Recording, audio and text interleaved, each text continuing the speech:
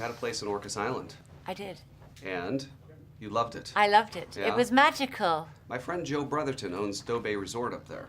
Really? Yeah. We used to go there every Sunday for brunch. It's fantastic food, isn't it? It is. Yeah. It's fantastic. And the Doe Bay Fest? Yeah, I never went. We actually went there by mistake once, and it scared me a little bit because everybody was wearing. There was a lot of Flower Power and Flower Child, and well, we behave ourselves there. You go there. You go to the music fest. I take my kids every year. It is to the music fest. Yeah. Ah. Yeah, they dance on the stage. It's great. Yeah. Speaking of kids, you were one of 5 kids. Yes. Right? Yep. The youngest. What was it like growing up in the world of Roald Dahl? It was, looking back on it, it was amazing and it was magical. At the time, we were sort of teased as my stepsisters, my fashionable London stepsisters described us as the Didacoy Gypsies because we lived in the countryside. My mother was an actress, my father an author, so therefore it was a family of artists where they didn't, we sort of lived like, as you said, like the Doe Bay, like the sort of the fairy life. We lived free and enjoy it. We did, and we had holes in our clothes, and not because we couldn't afford clothes, but it just didn't seem to be a necessary thing.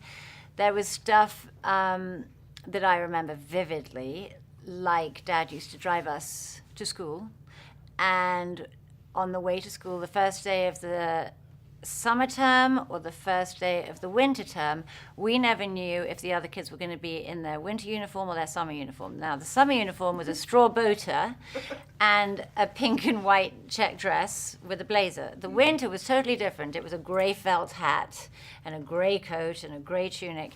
And there was no internet or anything then. And my sister Ophelia and I used to be terrified because we didn't want to be the only ones in our summer uniform when the whole school was in their winter uniform. And we had a phone, but we never used it for some reason, so we never knew what anybody. And I remember driving to school, and we would hide our winter uniform, be in our summer uniform, and hide whatever uniform we were in, hide the other one in the car, under the seat. And I remember Dad saying, I don't know why you want to be like everybody else. It's absolutely marvelous to stand out. I think it would be fantastic if you were the only ones in this uniform. I cannot believe that you want to just mold in and be like everybody else. And we'd be like, you really don't get this. But then there were also other times when we were being bullied at school and Dad would do things, and the other girls were too, and Dad would do things like write a song for us to teach the whole school. So when the bully came in and took our lunch or did something mean, we had behind the scenes taught everybody the bully song, and everybody would chant it to the bully and take her down. End basically. of story. Never bullied again. Wow. I can sing you the bully song if you'd like. Go for it. Why is Lizzie in a tizzy on the way to school? She makes a fuss upon the bus and acts just like a fool. You get the whole school singing that? Has that ever been performed on camera? Actually, no, I don't think so. There we are. That's pretty cool. I don't know where Lizzie is now. Poor old Lizzie. Poor old Lizzie. Obviously, such a gift to be able to have that experience, and then also now to see the story be turned into a movie, to have someone like Steven Spielberg put it together, and now it's something that people can enjoy in their homes. What's that like to you? Finally, I'm prepared to share it. BFG was my story growing up. He was ours. He was in our countryside home. He lived in the orchard underneath our house. And when Dad first made him into a book, I was annoyed that we had to share. Now I'm delighted because Dad's no longer with us.